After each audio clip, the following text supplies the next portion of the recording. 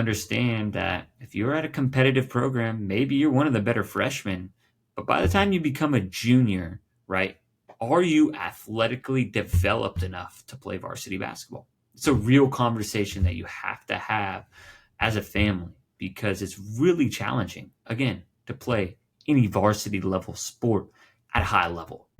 You are listening to the Beyond the Scoreboard Podcast, transforming athletes into leaders on and off the court with host Coach Furtado. Coaches, are you ready to take your passion for coaching and turn it into a full-time career? I know the challenges firsthand, but the Make Money Coaching Sports program helped me take BTG basketball full-time. If you're tired of juggling coaching part-time and want to fully focus on doing what you love, this business accelerator will give you the tools and support to make it happen. Hit the link in the show notes below to learn more and start living your dream. Hello, everyone, and welcome back to another episode of the Beyond the Scoreboard Podcast. I'm your host, Coach Furtado, and we are going to dive right in because this is actually the number one question I am being asked consistently from parents, and that is, where should my child go to high school? I even get the question asked to middle school. This podcast is mostly going to be focused on where should my athlete go to high school? And I have 3 things that you need to consider before making that choice. At the end of the day, the best decision is going to be based on, by the family, right? I can't give you some cookie cutter answer. You should choose that school or that school. Obviously, I have my own biases, but I have my own values that I'm going to choose schools. So let's dive right in. The number one thing to look for when choosing a school is not necessarily do they offer photography or art. That's important. That's going to be a part of number 2. But number 1 is school leadership. You want to go to a place where it has great leadership. And I'm going to talk mostly about choosing a school for athletic reasons. Number 1, you have to believe in the program. Is the program organized? Does the coaching staff really care about athletes developing as more than just athletes, really just as human beings?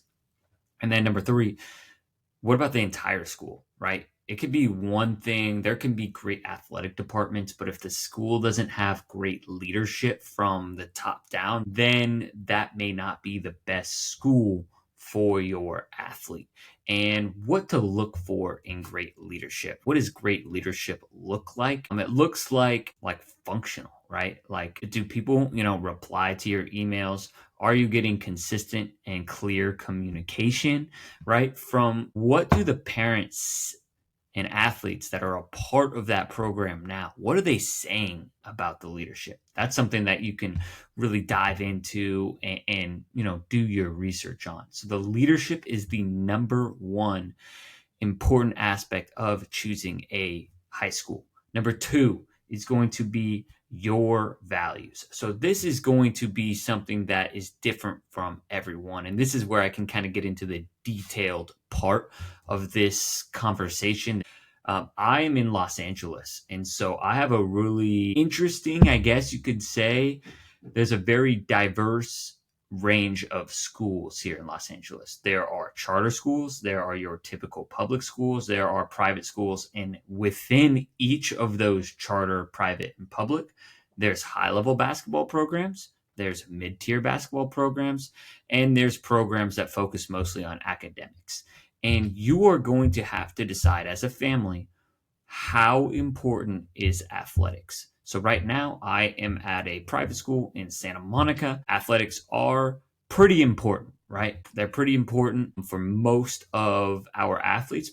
But at the same time, the high school I'm at has a high level of academic rigor, which then when that academic rigor is so high, that then becomes a high value. That's a part of the school. So if you really, as a family, value academics, then finding that high school that really values academics and has an athletics program that supports that. Because in all honesty, not every school is student athletes. There are some schools that are athlete students. Now, with that being said, another thing to think about is how good is your athlete? How tall are they going to be? How athletic are they? If they are really athletic, right, they'll have more opportunities to play at more programs. If they are less athletic, they may be skilled, but less athletic. It can be really hard to play varsity basketball, especially in Los Angeles, right? But really across the board.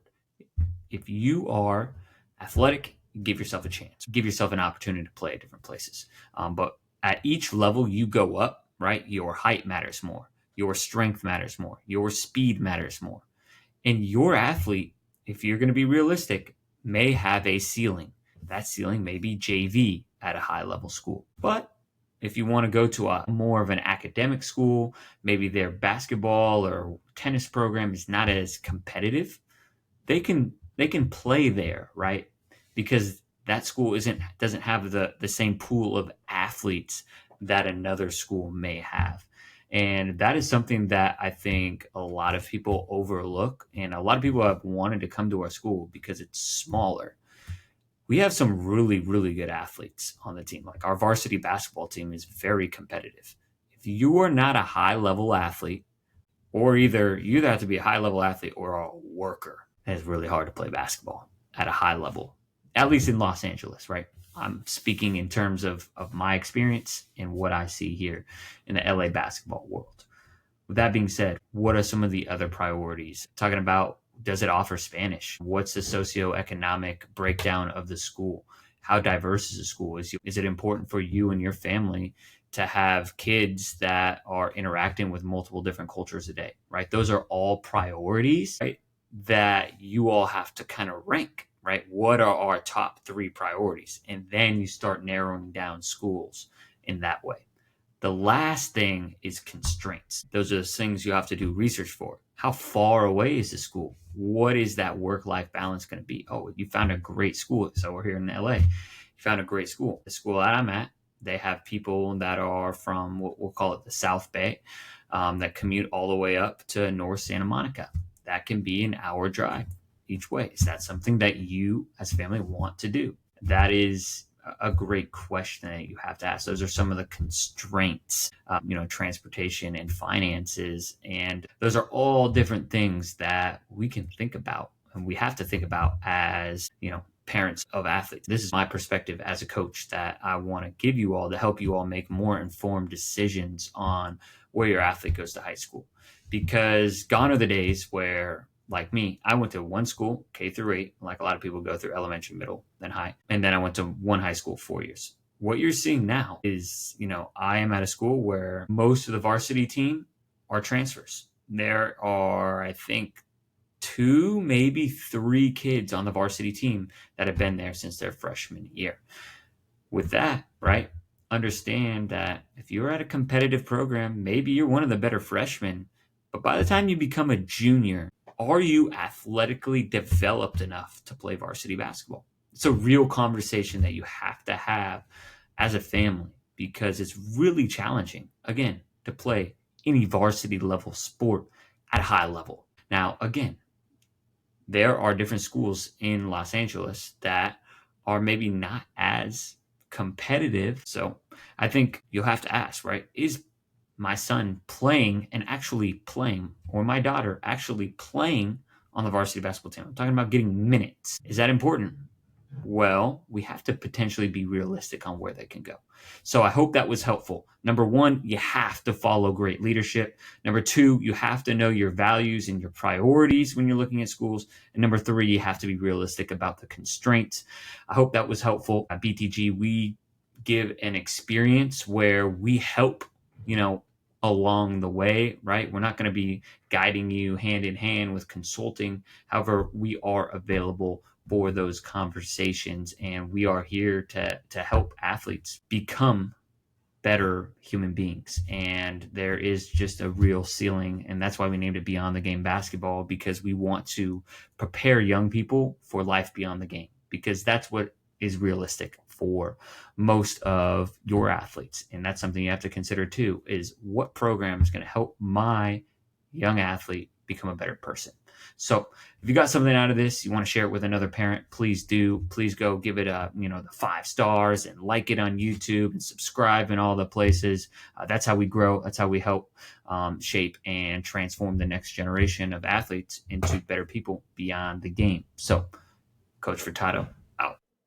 Thank you for listening to this episode of the Beyond the Scoreboard podcast. If you enjoyed this episode, make sure that you subscribe wherever you listen to podcasts and share it with a friend, coach, or parent you feel like would get value from this episode. It's our responsibility to impact as many parents and coaches who are the ones that are impacting our athletes. That's how we create a ripple effect. So thank you for being a part of our community, and we look forward to serving you all next week.